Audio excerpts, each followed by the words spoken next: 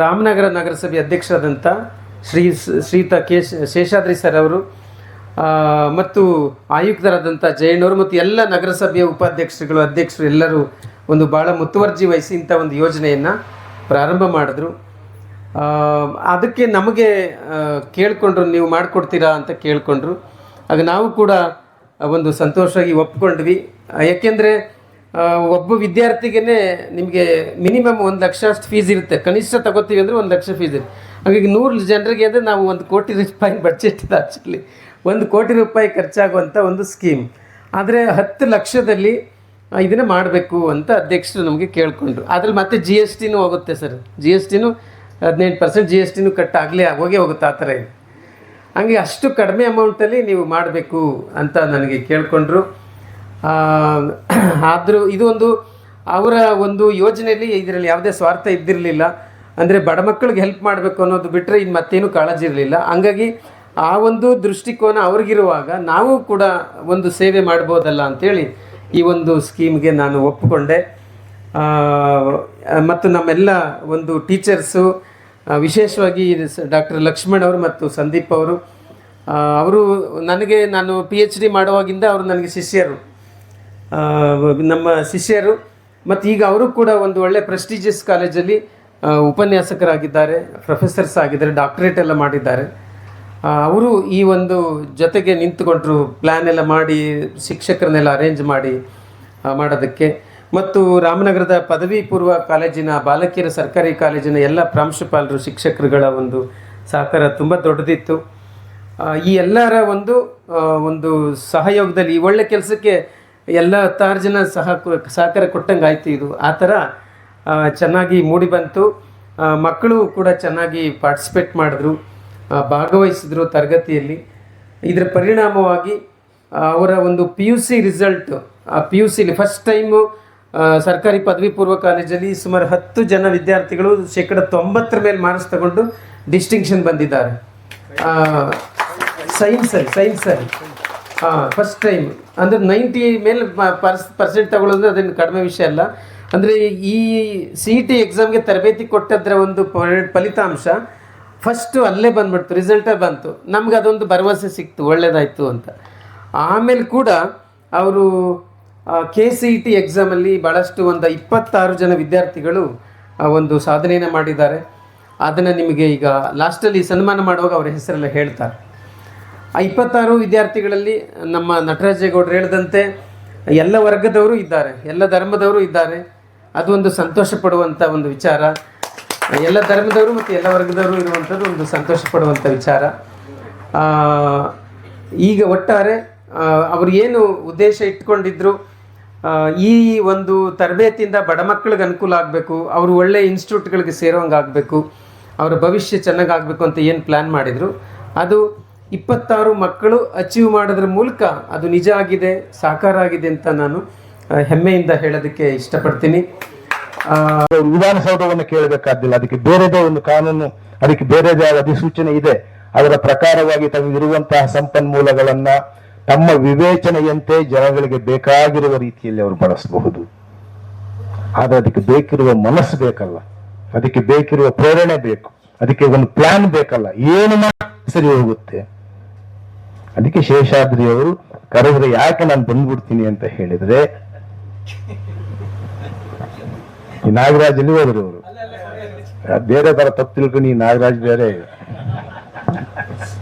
ಬಹಳ ಸಂತೋಷ, ಬಹಳ ನನಗೆ ಅವ್ರನ್ನ ಕಂಡ್ರೆ ವಿಶ್ವಾಸ. ಬರ್ಬೇಕಾರೆಲ್ಲ ಒಂದು ಪುಸ್ತಕ ತಂದು ಕೊಡ್ತೀನಿ, ಅವ್ರು ಓದ್ತಾರೆ.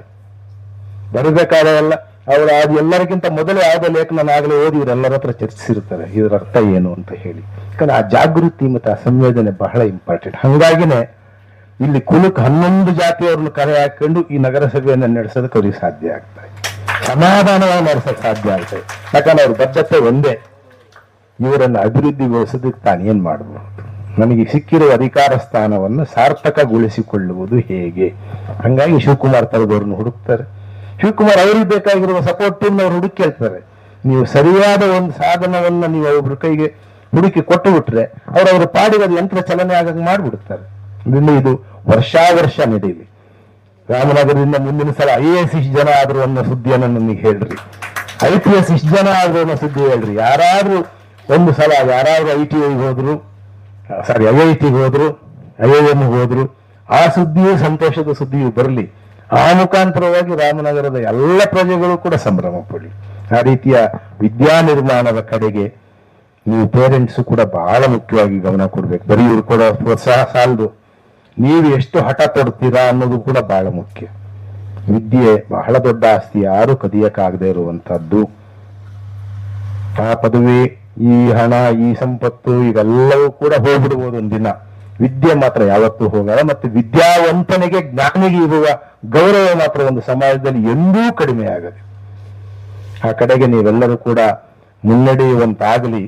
ನಿಮ್ಗೆಲ್ಲರಿಗೂ ಒಳ್ಳೊಳ್ಳೆ ಕೋರ್ಸ್ಗಳಲ್ಲಿ ಅವಕಾಶ ಸಿಕ್ಕು ನೀವೆಲ್ಲರೂ ನಾಳೆ ಬಂದು ನಗರಸಭೆಗೆ ನಿಮ್ಮ ಮೊದಲ ಸಂಬಳದಲ್ಲಿ ಕೊಡುಗೆಯನ್ನ ಕೊಡಿ. ಸರ್, ಇದು ವಿದ್ಯಾನಿಧಿ ಅಂತ ಇಡಿ ಸರ್, ನಮ್ದು ಡೊನೇಷನ್ ಇದಕ್ಕೆ ಅಂತ ಹೇಳುವಂತಾಗಲಿ. ಆ ರೀತಿ ಅದು ಬೆಳೀತಾ ಹೋಗಲಿ ಅಂತ ಆಶಿಸಿ ಈ ಸಂದರ್ಭದಲ್ಲಿ, ಈ ಸಂತೋಷದ ಸಂದರ್ಭದಲ್ಲಿ ನಿಮ್ಮ ಜೊತೆಗೆ 4 ಮಾತಾಡೋದಕ್ಕೆ ನನ್ನನ್ನ ಕರೆದ ಶೇಷಾದ್ರಿ ಅವರಿಗೂ ಮತ್ತು ಅವರ ಎಲ್ಲ ಸಹೋದ್ಯೋಗಿಗಳಿಗೆ, ಅವರ ಸದಸ್ಯ ವೃಂದಕ್ಕೆ ವಂದಿಸಿ ನನ್ನ ಮಾತು ಮುಗಿಸ್ತಿದ್ದೀನಿ. ನಮಸ್ಕಾರ. ಈ ಒಂದು ಕಾರ್ಯಕ್ರಮ ಯಾಕೆ ನಮ್ಮ ನಗರಸಭೆಯಿಂದ ಎಲ್ಲೂ ಮಾಡಿಲ್ಲ, ಇದು ಇಡೀ ನಮ್ಮ ಅನ್ಸರ್ ಅವರು ಹೇಳ್ದಂಗೆ ಇಂಡಿಯಾದಲ್ಲೇ ಎಲ್ಲೂ ಇದ್ರ ಬಗ್ಗೆ ಆಲೋಚನೆ ಇಲ್ಲ.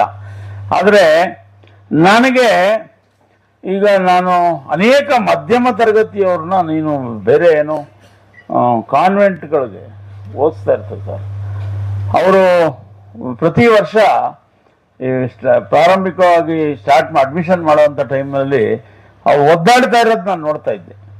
ಶಿವಕುಮಾರ್ ಅವ್ರೆ ಅಂದರೆ ಸುಮಾರಾಗಿರೋರು ಕೂಡ ಒದ್ದಾಡ್ಬಿಡೋರು, ಮಕ್ಕಳನ್ನ ಓದಿಸುವಾಗ ಒಳ್ಳೆಯ ಜಾಗದಲ್ಲಿ ಓದಿಸ್ಬೇಕಂತ. ಆಮೇಲೆ ಮತ್ತೆ ಇದು ಓದಿಸೋದಕ್ಕೆ ಅಷ್ಟು ಒದ್ದಾಡ್ಬೇಕಂದ್ರೆ ಇನ್ನು ಆಟೋ ಡ್ರೈವರ್ಗಳು.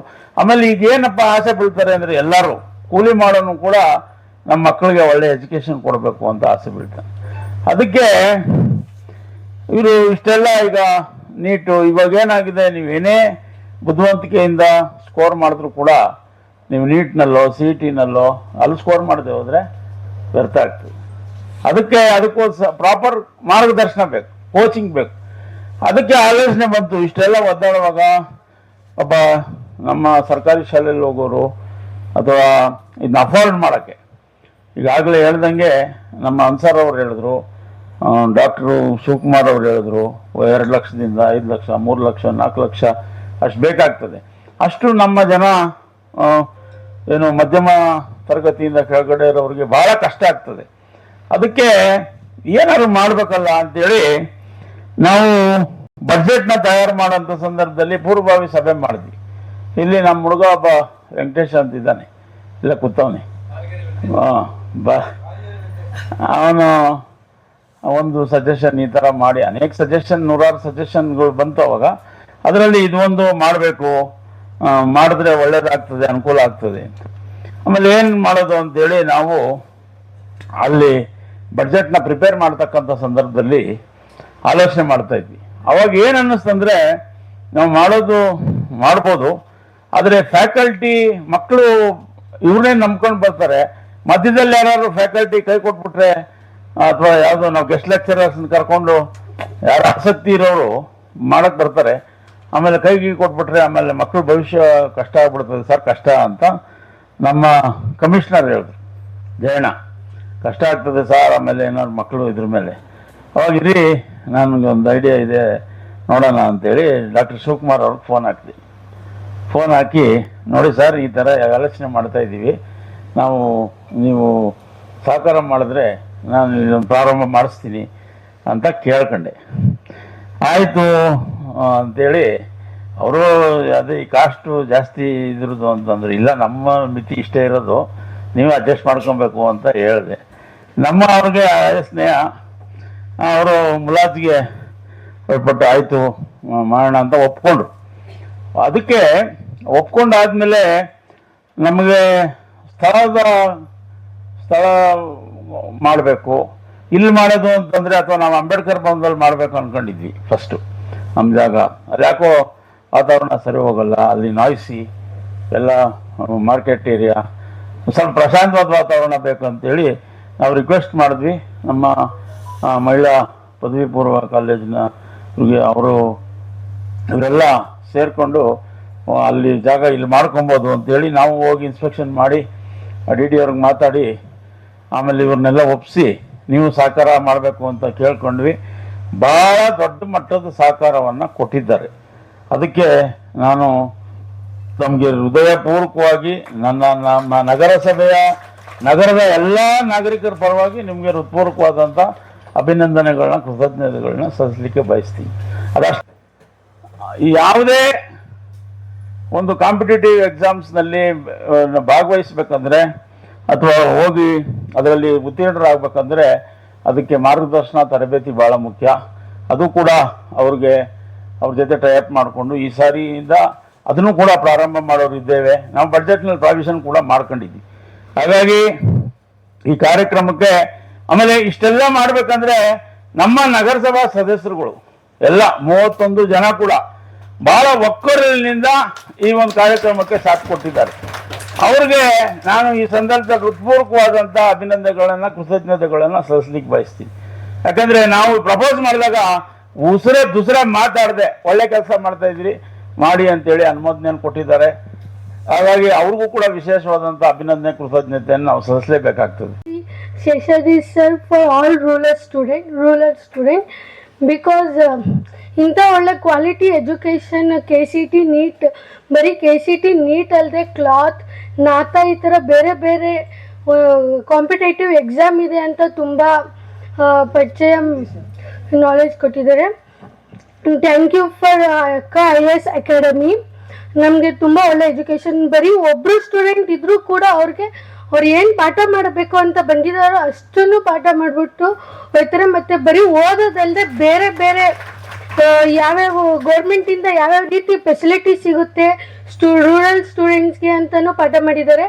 ಆಮೇಲೆ ಆಫ್ಟರ್ KCT ಆದಮೇಲೆ ಬರೀ KCT ನೀಟ್ ಅಲ್ಲದೆ ಬೇರೆ ಬೇರೆ ಯಾಕೆ ಕೋರ್ಸ್ ಸೇರ್ಕೋಬೇಕು ಅಂತ ಕೆರಿಯರ್ ಗೈಡೆನ್ಸ್ ಕೊಟ್ಟಿದ್ದಾರೆ Sandeep sir and Lakshman sir. ಆಮೇಲೆ KCT ನೀಟ್ JEE ಪ್ರವೇಶಿಕ ಪರೀಕ್ಷೆ ತರಬೇತಿ ಪಡೆದಿರೋ ಎಲ್ಲ ಸ್ಟೂಡೆಂಟ್ಸ್ಗೂ ಒಂದು ಸೆರೆಮನಿ ಮಾಡಿರುವ ಶೇಷಾದ್ರಿ ಶಶಿ ಸರ್ಗೆ ತುಂಬ ಥ್ಯಾಂಕ್ ಯು.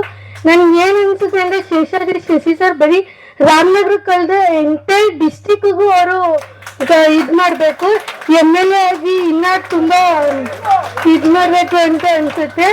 ತುಂಬ ಕೃತಜ್ಞತಾ ಭಾವದಲ್ಲಿದ್ದೀವಿ. ಇವ್ರದ್ದು ನಾವು ಇವ್ರದ್ದು ಹಿತವಚನಗಳು ಕೇಳಿ ನಾವು ಕೂಡ ಏನಾದ್ರು ಒಂದು ಸಾಧಿಸ್ಬೇಕು. ಆಮೇಲೆ ಇವ್ರು ನಮಗೋಸ್ಕರ ಇಷ್ಟೊಂದು ಗೌರ್ಮೆಂಟಿಂದ ನಮಗೆ ಕ್ವಾಲಿಟಿ ಆಫ್ ಎಜುಕೇಷನ್ ಕೊಟ್ಟಿದ್ದಾರೆ. ನಾವು ಮುಂದುವರಿಲಿ ಅಂತೇಳಿ ನಾವು ಅದನ್ನು ನಿಜವಾಗ್ಲೂ ಯುಟಿಲೈಸ್ ಮಾಡಿಕೊಂಡು ಸಕ್ಸಸ್ ಮಾಡಬೇಕು. ಇನ್ನು ಮಾಸ್ಟರ್ ಆಗಬೇಕು, ಆಮೇಲೆ MPhil ಮಾಡಬೇಕು, ಈ ಥರ ಬೇರೆ ಬೇರೆ ರೀತಿ ಇದು ಮಾಡಬೇಕು. Thank you.